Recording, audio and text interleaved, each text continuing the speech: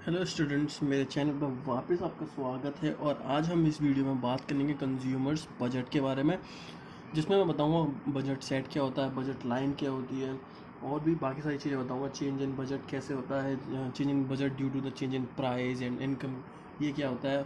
इससे पिछली वीडियो में मैं बात कर रहा था इंडिफरेंस कर्व, इंडिफरेंस मैप वगैरह के बारे में। तो आई होप आपको ये वीडियो समझ में आ गई हो, क्योंकि उससे ही रिलेटेड टॉपिक है ये। और जो कंज्यूमर बिहेवियर हम चैप्टर पढ़ रहे थे, उसी के अंदर ये भी आता है टॉपिक, कंज्यूमर बजट। तो इस वाली वीडियो के बाद सिर्फ एक टॉपिक बच जाएगा इस चैप्टर में से, जो कि मैं अपनी अगली शॉर्ट सी वीडियो बना दूंगा, ताकि वो आपको कॉन्सेप्ट समझ में आ जाए, क्योंकि वो कॉन्सेप्ट काफ़ी इम्पॉर्टेंट वन है और उसमें उस टॉपिक से क्वेश्चन आना काफ़ी ज़्यादा चांसेस होते हैं, उस टॉपिक से क्वेश्चन आने के। तो इस वीडियो को स्टार्ट करते हैं कंज्यूमर्स बजट से। तो कंज्यूमर का बजट होता क्या है? तो it is a real purchasing power of the consumer from which he can purchase certain quantitative bundles of two goods at a given price. तो अब नॉर्मल भाषा में बोले तो जो कंज्यूमर की इनकम होती है, उसके थ्रू वो जितने गुड्स खरीद सकता है, वो उसका क्या हो गया? बजट हो गया। नॉर्मल आप घर में बजट वगैरह बनता है कि कितनी इनकम आ रही है, उसके थ्रू आप कितना एक्सपेंस कर सकते हो, कितनी चीज़ें बाय कर सकते हो, कितने कितने क्वांटिटी में बाय कर सकते हो। तो बस बजट यही होता है आपके प्रेफरेंस के हिसाब से, कि आपको ये वाली क्वांटिटी ज़्यादा चाहिए, दूसरी क्वांटिटी कम चाहिए। तो बजट में यही होता है, जो कंज्यूमर की गिवन इनकम होती है उसके अकॉर्डिंग क्या होता है, उसको certain quantitative bundles of two goods at a given price पे बाय करने होते हैं। बस यही होता है कंज्यूमर बजट। अब कंज्यूमर बजट तो आप नॉर्मली काफ़ी सुना होगा, अपने घर में सुना होगा, या फिर बिजनेसेस वगैरह में सुना होगा। बजट वगैरह इंपॉर्टेंट है काफ़ी। तो अब बजट सेट क्या होता है? The set of bundles attainable to the consumer. जो अलग अलग क्वांटिटी होती है, उन्हें क्या बोलते हैं? बंडल्स। तो इन बंडल्स के, इन अलग अलग एक से दो, एक या दो गुड्स हुई, जो एक या दो कॉमोडिटीज़ हुई, उनके क्या होते हैं? सेट। उनके कॉम्बिनेशंस होते हैं, जो कि क्या कर सकता है कंज्यूमर? अटेन कर सकता है, जो भी कंज्यूमर खरीद सकता है। जो कॉम्बिनेशन अलग अलग क्वांटिटी के, अलग अलग कॉमोडिटी के कंज्यूमर क्या कर सकता है? खरीद सकता है with is given income, with is given income. और जो प्राइस है गुड्स की, उसकी अकॉर्डिंगली। तो उसे क्या बोलते हैं हम? Budget set. अभी मैं इसका एक एग्जांपल दूंगा, आपको उससे क्लियरली समझ में आ जाएगा। तो बजट सेट क्या होता है? बजट सेट कलेक्शन होता है ऑफ ऑल बंडल्स मतलब सारी commodities that the consumer can afford. Consumer खरीद सकता है, कंज्यूमर में इतनी एबिलिटी है खरीदने की, विद हिज और हर गिवन इनकम, उसकी इनकम के हिसाब से, at a prevailing market price, और जो भी गुड्स की मार्केट प्राइस चल रही है उसके अकॉर्डिंगली। तो इक्वेशन होती है बजट सेट की, क्या होती है? जो प्राइस हुआ एक्स गुड का, और जो क्वांटिटी हुई एक्स गुड की, प्लस प्राइस हुई वाई गुड की, और क्वांटिटी हुई वाई गुड की, या तो वो इक्वल हो कंज्यूमर के बजट के, या कंज्यूमर की इनकम के, या वो कम हो कंज्यूमर के बजट के अकॉर्डिंगली। क्योंकि जितना बजट है उससे ज़्यादा तो नहीं खरीद सकता वो, उससे ज़्यादा अफोर्ड नहीं कर सकता। तो उससे कम हो या उसके इक्वल हो, तो ये होता है बजट सेट। तो मैं आपको तो ये बता ही चुका हूँ, पी एक्स मतलब price of X, P Y is to price of Y, Q X is to quantity of good X, Q Y is to quantity of good Y, और एम मनी इनकम। जो consumer की income है वो होती है M. तो इस वाले हम टैबुलर रिप्रेजेंटेशन से, इस वाले शेड्यूल से समझते हैं बजट सेट होता क्या है। तो यूनिट ऑफ गुड एक्स मान लीजिए, गुड वन बोल लीजिए, और यूनिट ऑफ गुड टू या फिर वाई बोल लीजिए, कोई प्रॉब्लम नहीं है, कोई भी कंसर्न नहीं है इससे। तो मानिए बजट क्या है उसका? कंज्यूमर की इनकम है 60, उसके पास मैक्सिमम रुपीज़ कितनी है? 60 है उसकी इनकम। तो वो उसके अकॉर्डिंगली ही खरीद सकता है कि गुड एक्स उसे कितना खरीदना है, गुड वाई उसे कितना खरीदना है। वो कितना कितना खरीदना है, वो कंज्यूमर के प्रेफरेंस के ऊपर है, कंज्यूमर की टेस्ट एंड प्रेफरेंस के ऊपर है कि कितना कितना उसे खरीदना है।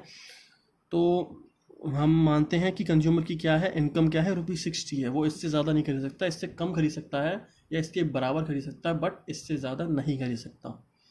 तो और प्राइस क्या है एक्स गुड की? जो प्राइस एक्स गुड है उसकी प्राइस क्या है? ₹2 पर यूनिट। जो एक गुड है उसकी प्राइस क्या होती है? ₹2 है। और जो गुड वाई है उसकी, एक गुड की प्राइस क्या है? ₹1।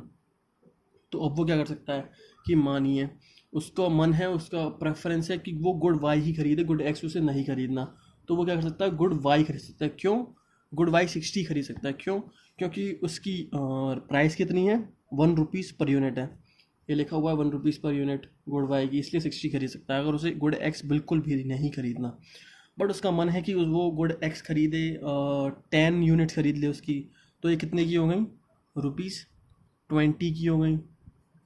और बाकी कितने बचे, ये हो गए ₹40 की, क्योंकि ये कितने रुपए की है, 1 रुपये की एक है और ये 2 रुपये की एक है, इसीलिए अब ये कितनी हो गई, ₹40 की हो गई, 2 रुपये की हिसाब से। 2 × 20 40, और ये क्या बचा, 20 की ही बची, ₹1 के हिसाब से है।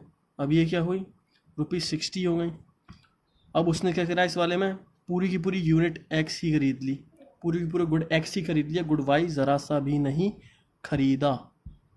तो ये हो गया अलग अलग कॉम्बिनेशन, अलग अलग कॉमोडिटीज़ के, जो कि कंज्यूमर क्या कर सकता है, खरीद सकता है विद हिज गिवन इनकम और price of the commodities. I hope आपको ये समझ में आ गया हो। इसी के साथ हम आगे बढ़ते हैं अपने अगले टॉपिक पे, जो कि है बजट लाइन। तो मैंने भी आपको बजट सेट समझाया, वो एक तरह से टेबुलर रिप्रेजेंटेशन हो गया, बट हम बजट लाइन को ग्राफिकल रिप्रेजेंटेशन बोल सकते हैं बजट सेट की। जो बजट सेट है उसकी हम ग्राफिकल रिप्रेजेंटेशन भी बोल सकते हैं बजट लाइन को। तो बजट लाइन क्या होता है, this refers to the set of bundles of two good which cost exactly equal to consumer income. अब यहाँ पर क्या बोला है, थोड़ा सा डिफरेंस होता है बजट लाइन और बजट सेट में। तो बजट सेट में क्या बोला है कि वो या तो पूरी की पूरी इनकम खर्च कर सकता है या पूरी इनकम खर्च नहीं करे तो भी चल जाएगा। बट बजट लाइन में क्या है, वो अपना पैसा, वो अपनी इनकम उस तरह से खर्च कर रहा है जिस तरह से उसकी पूरी की पूरी इनकम कोई 2 सर्टेन कॉमोडिटीज़ पे खर्च हो जाए, उसके पास इनकम थोड़ी सी भी नहीं बच रही है, वो अपना पूरा का पूरा इनकम खर्च कर रहा है 2 अलग अलग गुड्स पे। 2 अलग अलग गुड्स हुए उसके पास, 2 गुड्स उसके पास हैं। अब वो पूरा पैसा एक पे खर्च करना चाहे या उसके अलग अलग कॉम्बिनेशन बनाना चाहे, वो कंज्यूमर के ऊपर डिपेंडेंट है। तो बजट लाइन में थोड़ा सा अंतर मैंने बता दिया क्या होता है, कि वो अपने पूरा पैसा खर्च कर रहा है जो भी है उसके पास। तो consumer can only afford to buy combinations that fall along his budget line और इनसाइड इट। तो आपको पता है जो कॉम्बिनेशंस उसके बजट लाइन के, जो उसके बजट के हिसाब से आ जाएंगे उसके अंदर, वही खरीद सकता है। अब मानिए आपके पास ₹60 हैं, तो आप ₹100 का तो नहीं खरीद सकते। तो अगर आपके पास ₹60 हैं तो उसी के हिसाब से अलग अलग कॉम्बिनेशन हुआ, जैसे 30 खरीद सकता है वो, दोनों अलग अलग कॉमोडिटी के, अगर उनकी प्राइस एक ही है। और अगर अलग अलग प्राइजेस हैं तो अलग अलग कॉम्बिनेशन खरीद सकता है वो 2 अलग अलग कॉमोडिटीज़ के। तो हम मानते हैं, अब इस एग्जाम्पल के थ्रू पढ़ेंगे हम बजट लाइन को। तो मानते हैं एक गुड़ क्या है, उसकी प्राइस कितनी है, गुड एक्स की ₹2 पर यूनिट, और गुड वाई की प्राइस कितनी है, ₹1 पर यूनिट। मैंने भी पिछली वाले एग्जाम्पल में भी समझाया, सेम टू सेम एग्जाम्पल लिया है मैंने, ताकि आपको प्रॉपरली समझ में आ जाए। और पहले इनकम कितनी थी उसके बाद 60, इस बार भी कितनी है, ₹60 इनकम है। तो अब हम ग्राफिकल रिप्रेजेंटेशन के थ्रू माने, उसकी इनकम क्या है, ₹60 है, क्या है, ₹60। तो अब वो क्या कर सकता है, या तो गुड वाई जो है, गुड वाई की प्राइस मैंने बताई, पी वाई की प्राइस कितनी है, ₹1 पर यूनिट, और पी एक्स की प्राइस कितनी है, ₹2 पर यूनिट।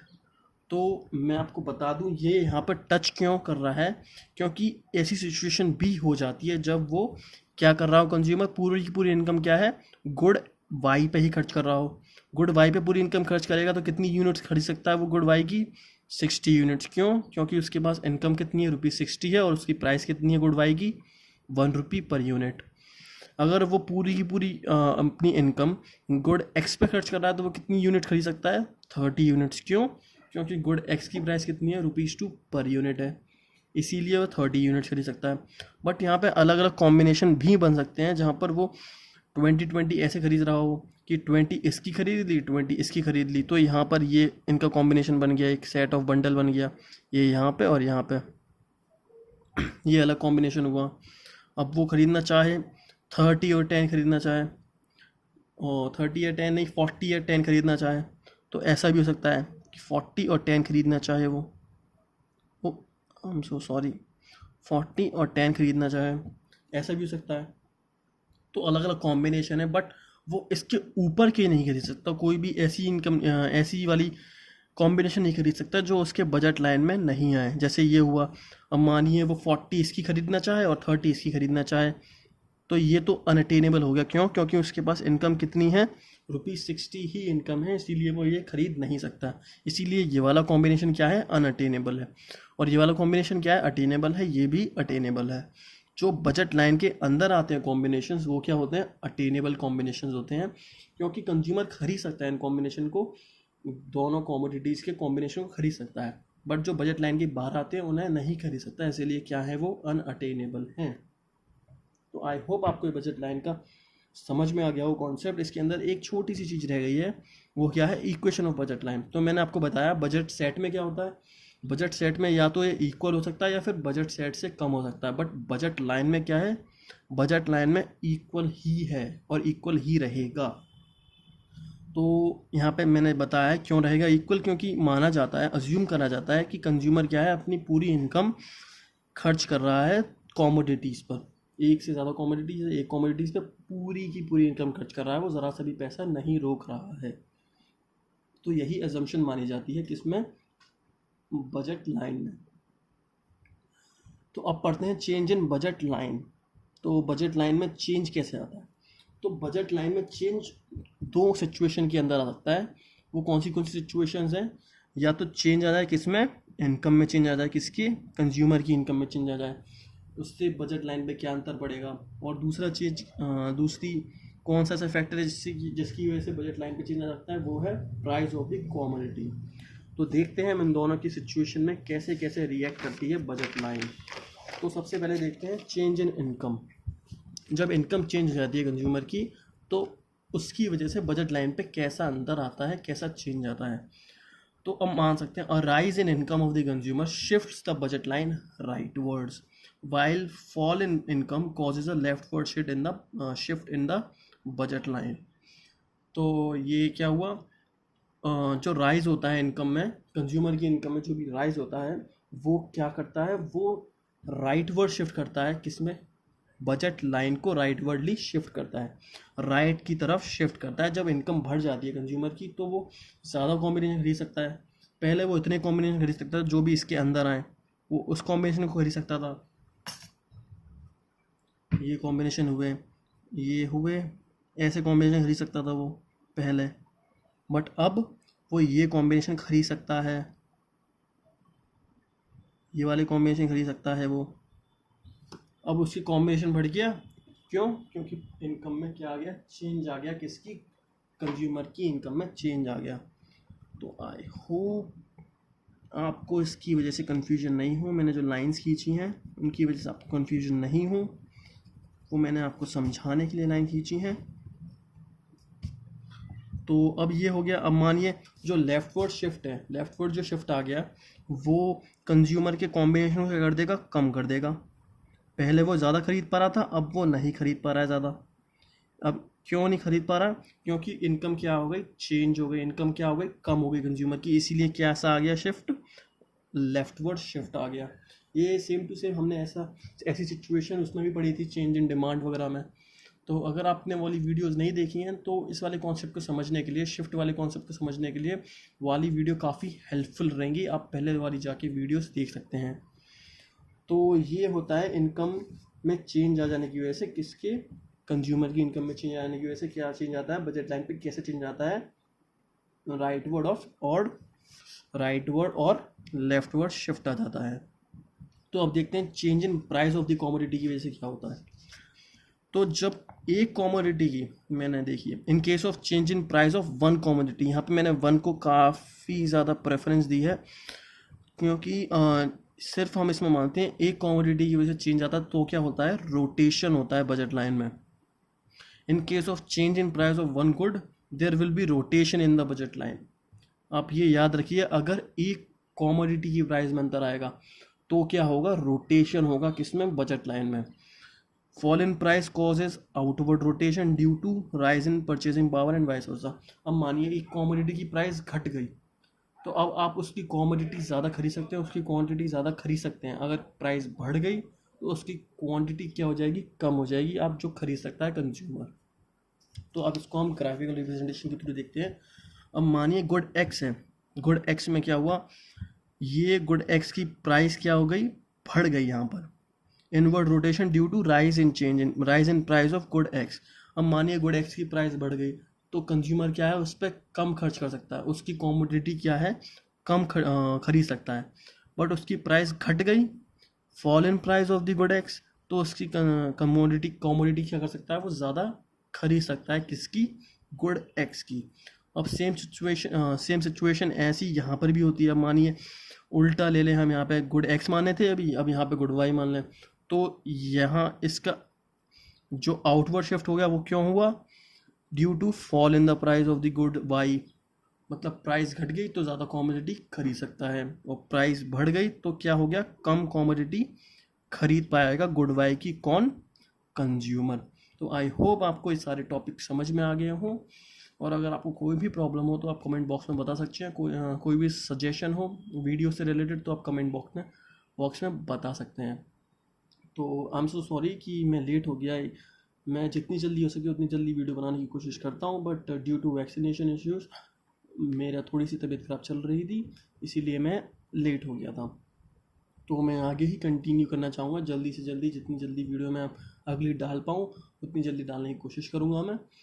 और अगर आपको मेरी वीडियोस पसंद आ रही हैं तो अपने दोस्तों से शेयर करें वीडियोस को लाइक करें और चैनल को सब्सक्राइब करें। Thank you and have a nice day.